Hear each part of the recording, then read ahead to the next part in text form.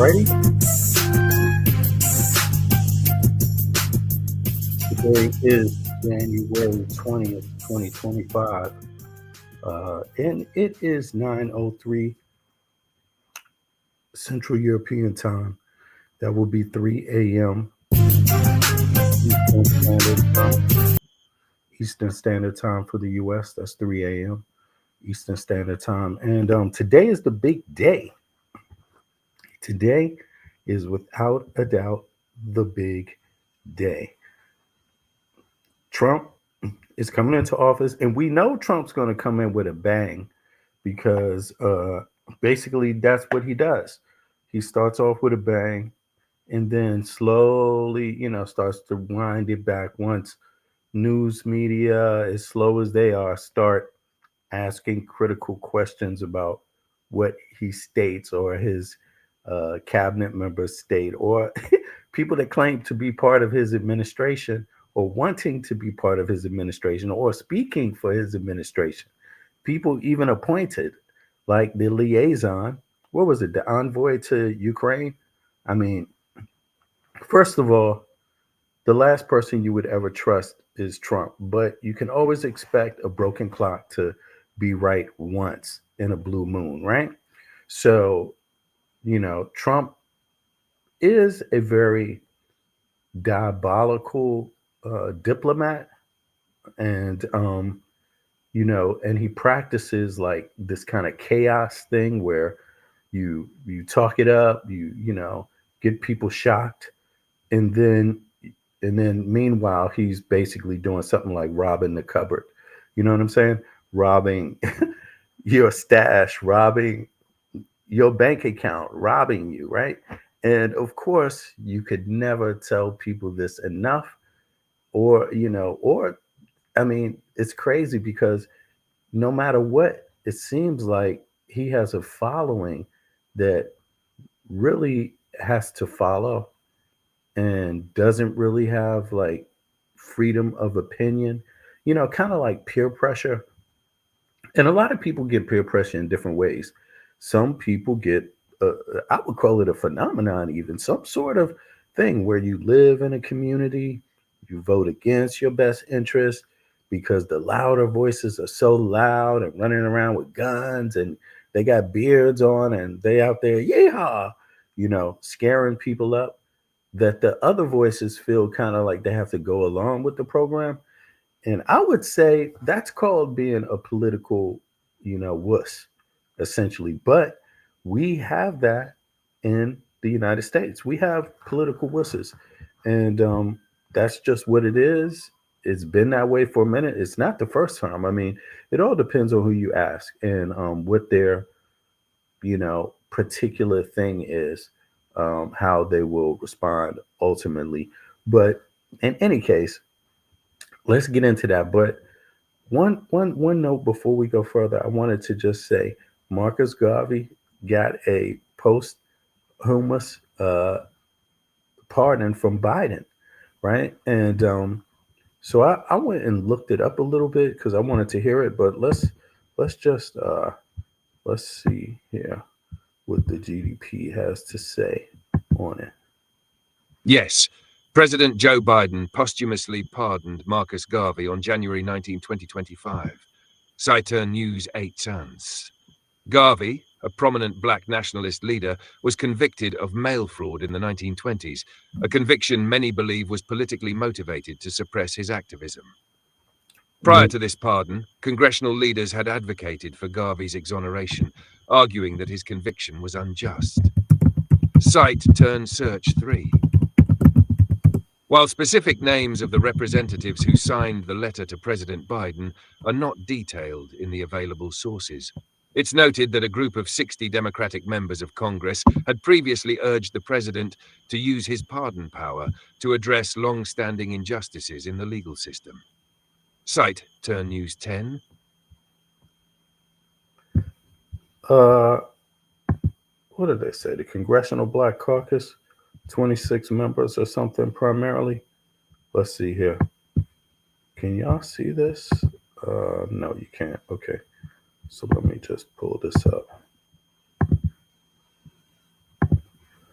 Clark Clark leads letter to President Biden urging the exoneration of Marcus Garvey for immediate release December 23rd, 2024. Okay, so this was done at the end of last year, about the 7 days, the third week of the month.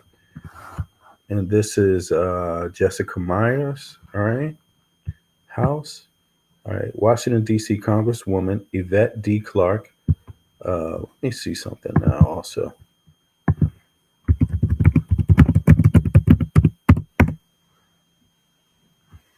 Well, I have to say, big up to Yvette D. Clark. Um, right, Yvette Diane Clark. Now, it is, there will be people out here that will immediately, instantly, because they kind of laser focused on Biden being kind of like the, boogeyman to everything, essentially in the world. They will always go back to 30 years ago, Biden signed this legislation, or 30 years ago, the same legislation, Biden wrote this or co-wrote, or, these kind of things.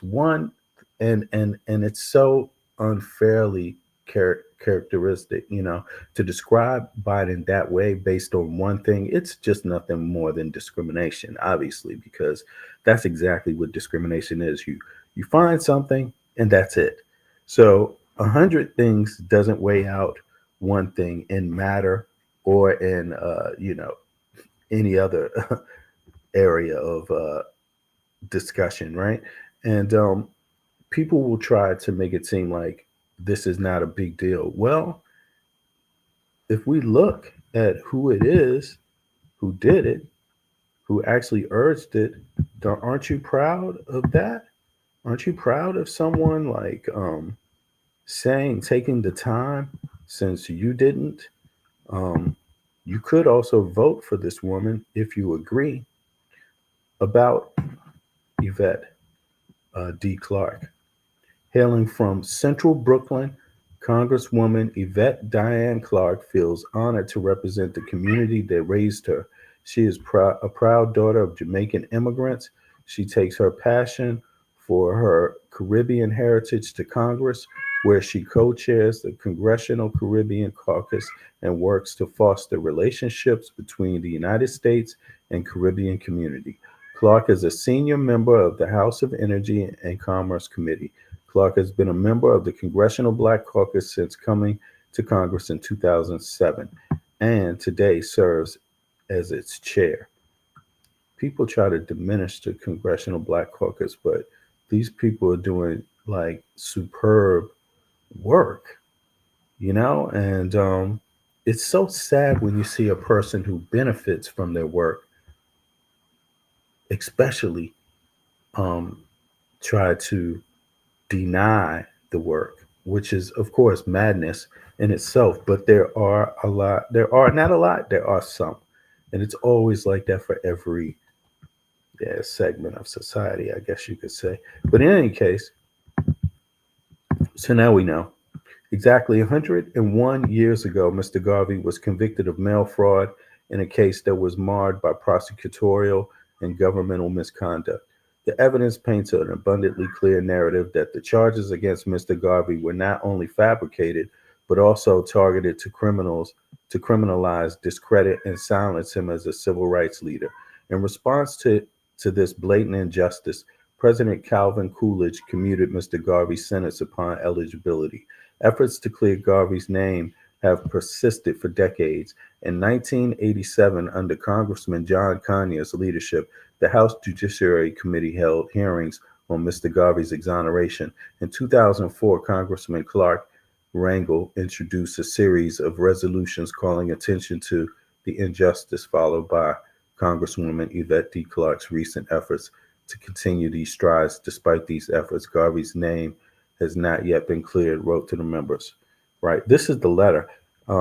Exonerating Mr. Garvey would honor his work for the Black community, remove the shadow of an unjust conviction, and further, this administration promised to advance racial justice.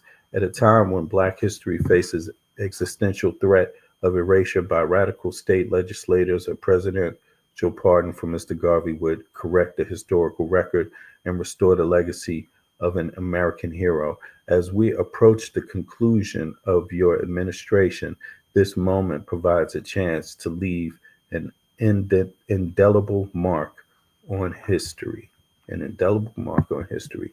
The full text of the letter is here. And you know something? I'm going to put the full text of the letter in the chat for folks. What's up, Donnie? Hey, brother. How you doing? Thanks for coming back too, man. Yeah, did you hear this? Biden gave a posthumous pardon to Marcus Garvey. And for those that want to review it, the letters right here in the chat. Also, Donnie, yeah, the letters here if you want to check it out.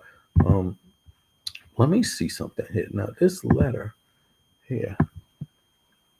Okay. Okay, it's pretty much the same. Okay. It has one more extension to it, one more paragraph they didn't put in here, but it's good. But let me see here.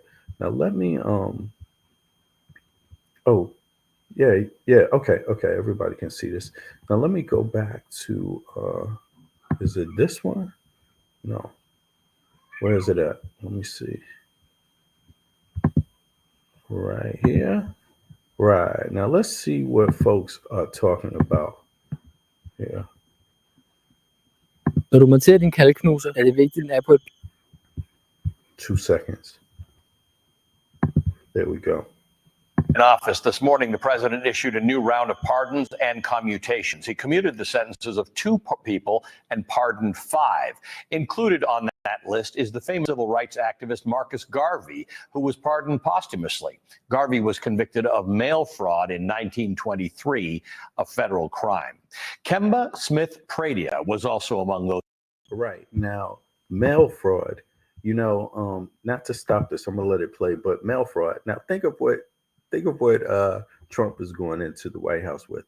Think of all of Trump's convictions and everything else in the civil and the criminal courts and everything else, right?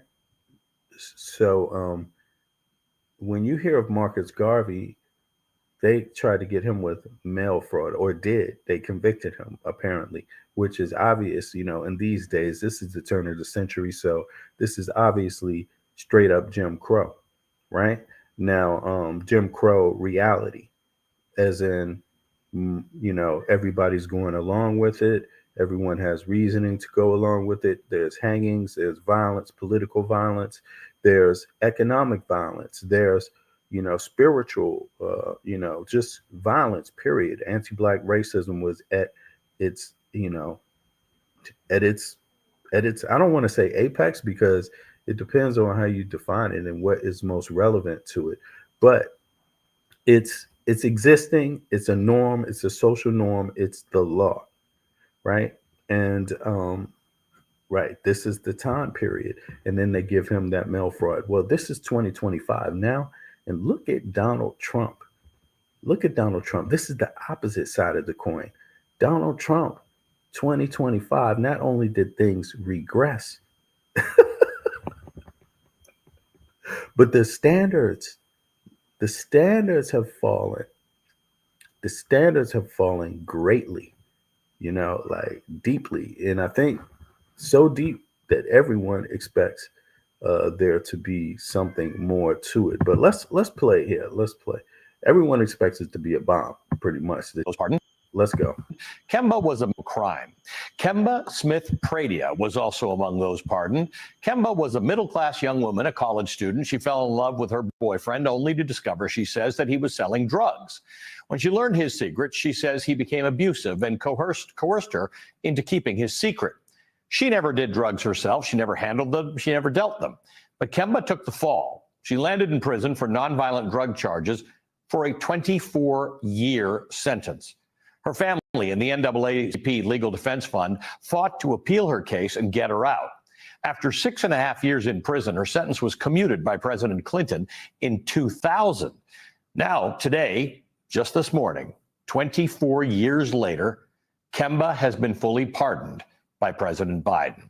Joining me now is Kemba Smith-Pradia herself, as well as Janae Nelson, President and Director Counsel of the NAACP Legal Defense Fund. Thanks to both of you for joining us. Janae, great to have you back on the show. Kemba, congratulations to you. I told a very small slice of your story. It's much more important and much bigger than that. So tell me, give me a few more of the highlights here. Can't wait to hear what MAGA has to say about this. MAGA is like, I guess for them, Marcus Garvey would be like the reason why they would storm, on January 6th, the Capitol building, but Marcus Garvey, he never did anything like that. I mean, for his crime of mail fraud, he never directed anyone to attack the Capitol building. He never used his numbers to go out and attack the government. Actually, it's the opposite. He tried to work with the government, and essentially, and the government didn't like that, apparently. Yeah, that's essentially it. That's a Jim Crow for you, though. Yeah, they have those reasons where it's like, for a person like Marcus Garvey, you would be thinking too much of yourself to try to obtain what others could obtain. You see, and also it would be absurd to try to use the law to defend yourself under the law. It's crazy, but that's Jim Crow. But here we are today, 2025. First and foremost, just thank you so much for bringing us on. And actually, it's the media that has helped to uplift stories and the power of storytelling. And so while I was incarcerated, after being sentenced to 24 and a half years after giving birth to my son while I was incarcerated, I was on this journey to fight. Right. Donnie, you say he had fake stocks. Yeah, but still, even so, even if he did have fake stocks, look at Trump. I mean, and that was the turn of the century with Marcus Garvey. Look at today. If you said Trump had fake stocks, people would be like, yeah, so what? I mean, that's crazy, man. But for my freedom, and I'm very grateful to the Legal Defense Fund that took on the case and the many individuals that supported the efforts. But basically, I'm very transparent ever since my release about my story, about the choices that I made, in hopes of preventing other young people from going down the same path, and also preventing other women from getting caught up in relationships that turn abusive. And basically, I was in a situation where I didn't know how to get out of it, and I didn't know how to get the proper help to get out of it as well. So, on this momentous occasion, I dropped to my knees and I thank God on this Sunday morning for this opportunity, and on the fact of it's Dr. Martin Luther King holiday weekend, and it represents freedom and redemption. And the work that I've been doing, I believe, is a ministry, because it's never been just about just me. It's been about humanizing people, humanizing stories, and affording people second chances that deserve to be back in society and are no threat to public safety. Let's talk about that, Janae. How did your organization, the NAACP Legal Defense Fund, get involved in the case? And tell me about, today is an important day, not just for Kemba, but for so many other people who were convicted of nonviolent drug offenses who spent disproportionate amounts of time either in jail or under conviction. That's absolutely right. We got involved in Kemba's case early on by virtue of the brilliance of one of my predecessors, Elaine Jones, who heard the story of Kemba Smith in Emerge magazine. So again, Kemba was correct in noting that media plays an important part of lifting up these stories. And she saw that there was a young woman caught in the crosshairs of a discriminatory and very draconian criminal legal system. And we invested the resources of the Legal Defense Fund to help represent her. And it was a long and arduous fight that involved not only the incredible lawyers at LDF, but also Kemba's parents, Gus and Odessa Smith, who were champions of their daughter. It involved civil society organizations and the Delta Sigma Theta sorority and many other groups that stood behind this poster child of everything that is wrong with our criminal legal system. And you know what, Allie, I will say that if we take nothing away from this moment is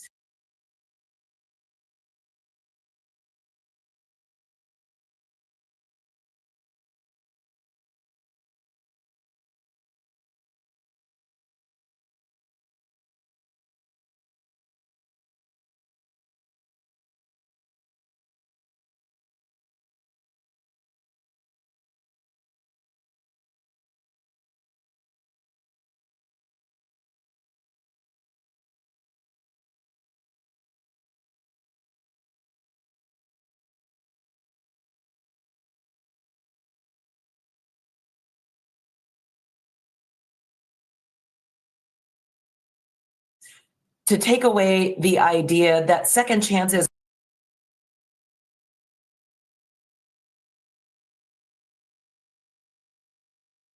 are not just about the individuals who have been ensnared in our criminal legal system. We also have a second chance as a society, as lawmakers, as politicians, as policy makers to create new opportunities for public safety that aren't punitive, that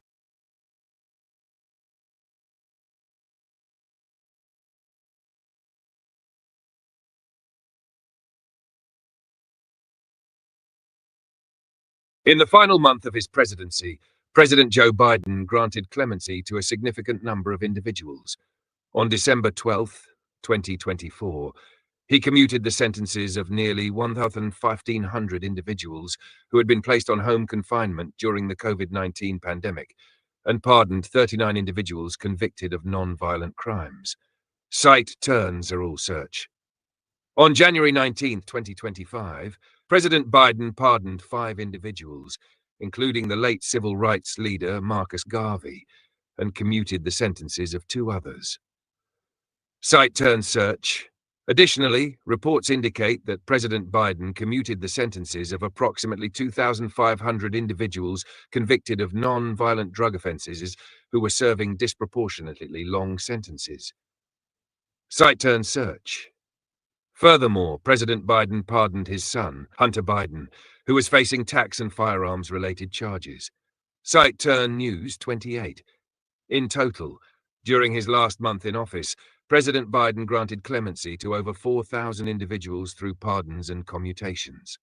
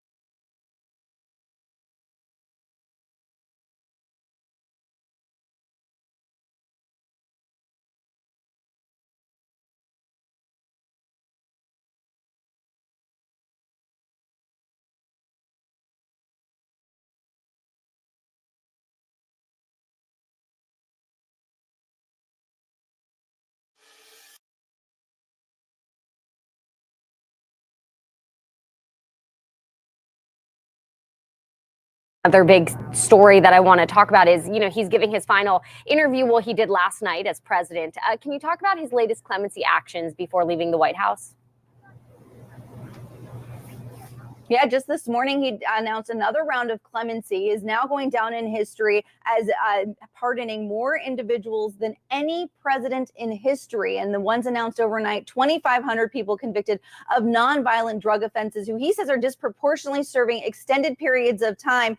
And part of this, according to the White House statement and the president's statement on this announcement, Aaron, is because those lengthy sentences are based on discredited distinctions between crack and powder cocaine and outdated sentencing enhancements for drug crimes. But it's unlikely this will be the last announcement of clemency or pardons that the president will announce. In that statement, he said he's continuing to look at action he can take. And of course, he did say earlier this month that he was considering a possibility of preemptive pardons for folks they thought might be targeted by the next administration. No announcement from the White House whatsoever on that, but it of course follows that other round of clemency he announced last month that pardoned individuals who were on house arrest, the pardoning of his son Hunter Biden, the commutation of those on death row, sentencing 39 individuals, and it's likely that the president will take further action before he leaves office. Just as an example here, Aaron, it's not unusual for presidents to do these final minutes in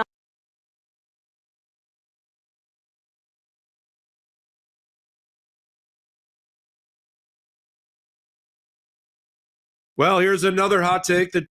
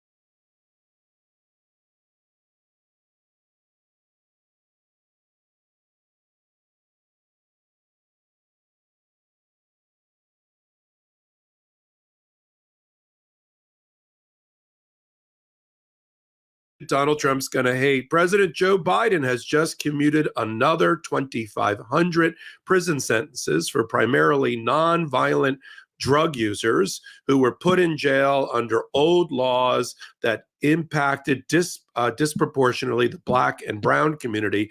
Their sentences have now been commuted. If they're in jail, they will be let out.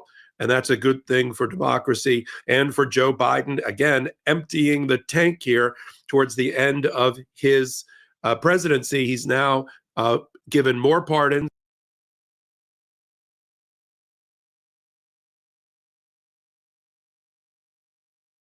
and more commutation of sentences, more clemency than any other president in history. I'm Michael Popak. You're on the Midas Touch Network, and I'm Legal AF. Let me break it down for you. A couple of weeks ago, I reported on over 1,400 clemencies and 39 or so pardons that Joe Biden had given out. Again, primarily all nonviolent and primarily drug offenders on the clemency side.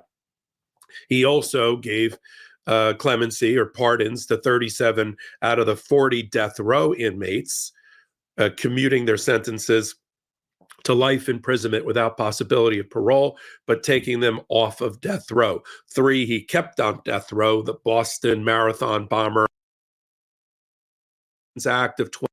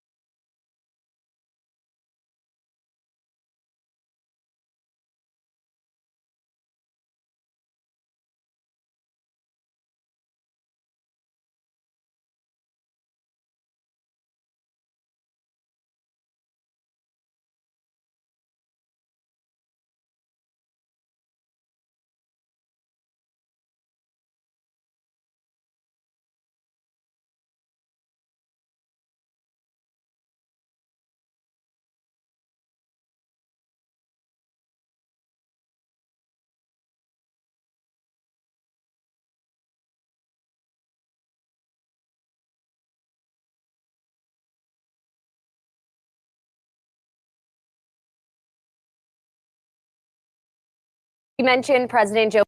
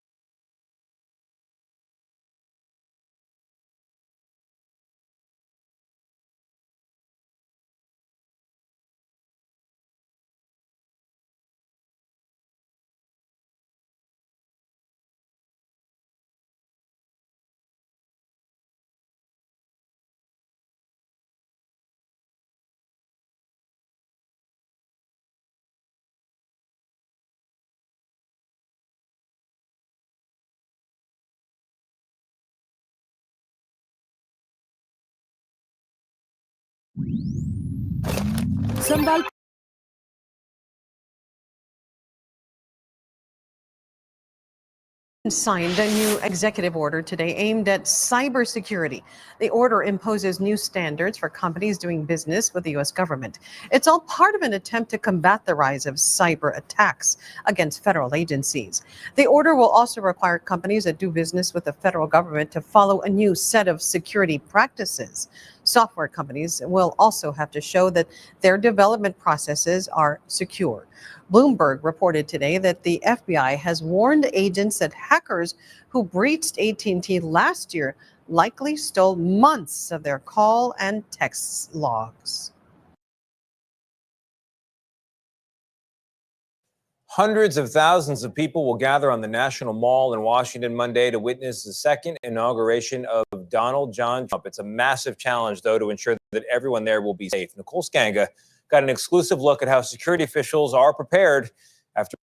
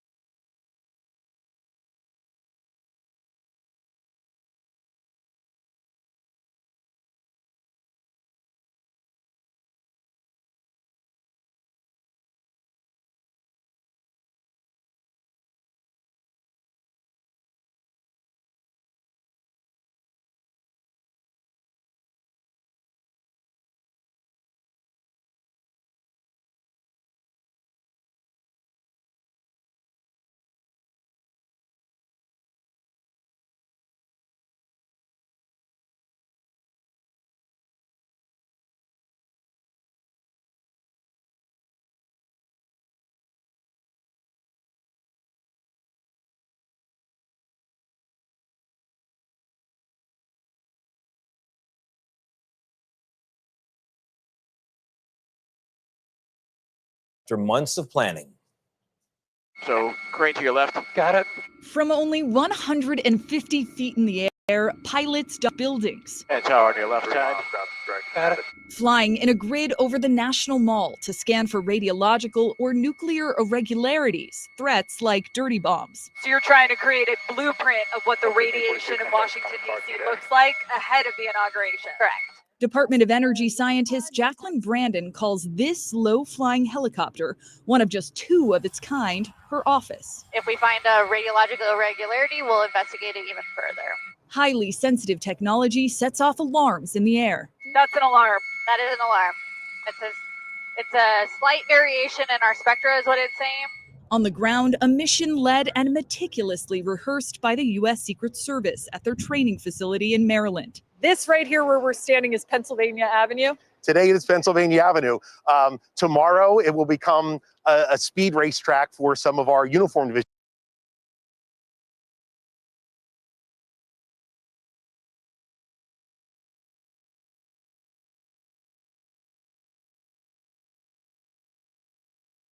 Because we have an immediate action for all those things. Michael Thomas is the coordinator for the big day. This is the largest event for the U.S. Secret Service in history. It is. The amount of fencing and the amount of personnel that we bring in for this inauguration eclipses all other inaugurations that we have. About 25,000 law enforcement and military personnel will safeguard the inauguration, including 7,800 National Guard authorized to protect the nation's capital and its 250,000 ticketed guests. Throughout the city, a ring of steel, 30 miles of anti-scale fencing. And along the icy Potomac, more than 25 Coast Guard vessels lined up. Ready to deploy. Ready to deploy. Captain Patrick Burkett says teams are now prepping frozen waterways for patrol after a recent storm. That put a lot of strain and stress on our resources and our personnel, and everyone knew that January was going to be a busy month. Dubbed a national special security event demanding the highest level of federal protection, the inauguration comes just days after two others, January 6th electoral count and former President Jimmy Carter's funeral. We had 3 national special security events in the course of 15 days. Yeah. I mean, that's never happened before. No. As in a year of unprecedented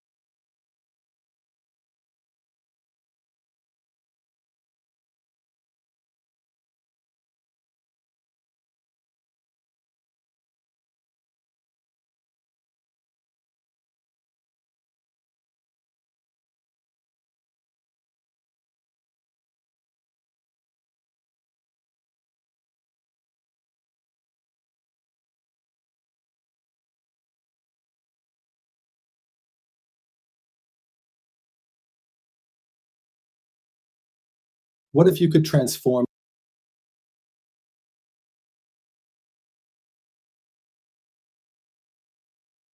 Donald Trump has arrived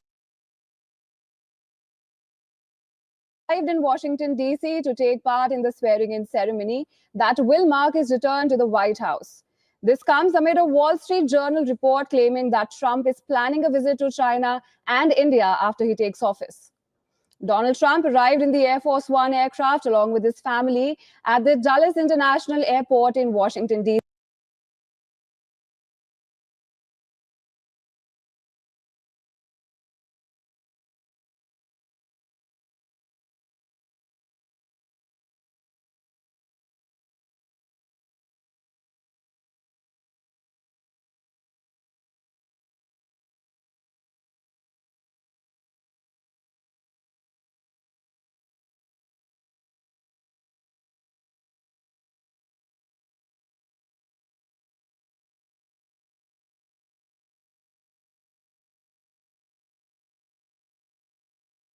to DC to take part in the swearing-in ceremony that will mark his return to the White House. This comes amid a Wall Street Journal report claiming that Trump is planning a visit to China and India after he takes office. Donald Trump arrived in the Air Force One aircraft along with his family at the Dulles International Airport in Washington, D.C. on Saturday to take oath as the 47th President of the United States. Ahead of the presidential inauguration ceremony, the 78-year-old will take part in a fireworks display with some 500-odd guests at his Virginia Golf Club located in the outskirts of Washington, D.C. On the eve of his swearing-in ceremony, the U.S. president-elect will be holding a rally with his supporters at the Capital One Arena in downtown Washington on Sunday. Trump will also be holding another rally after the inauguration ceremony, ahead of Trump's inauguration ceremony. Authorities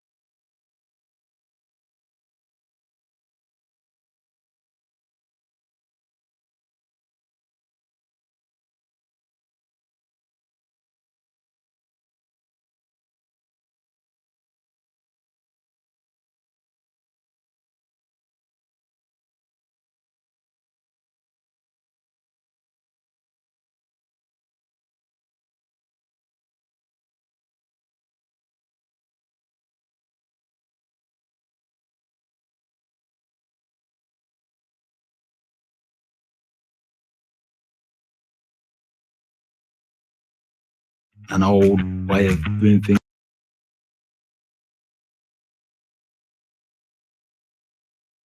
Rally ahead of his inauguration, he's pledged the most aggressive and sweeping border measures while reiterating his tariff and tax plans.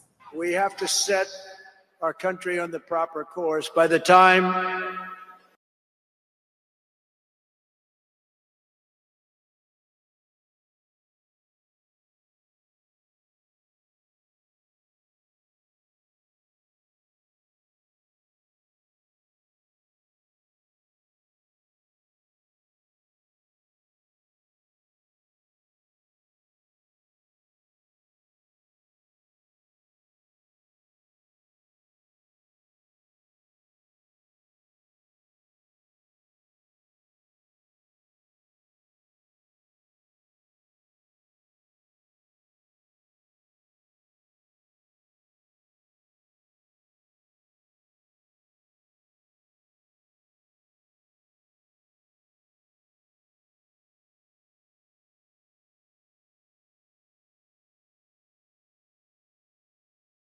the sun sets tomorrow evening, the invasion of our borders will have come to a halt, and all the illegal border trespassers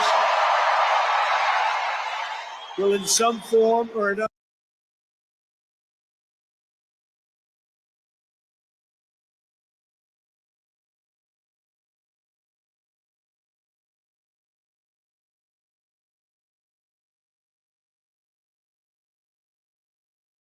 another be on their way back home. Senior editor Derek Wallbank joins us now with more on this. And Derek, Trump milks that. He milks that immigrant stuff. He milks this. Trump milks this. Listen to this.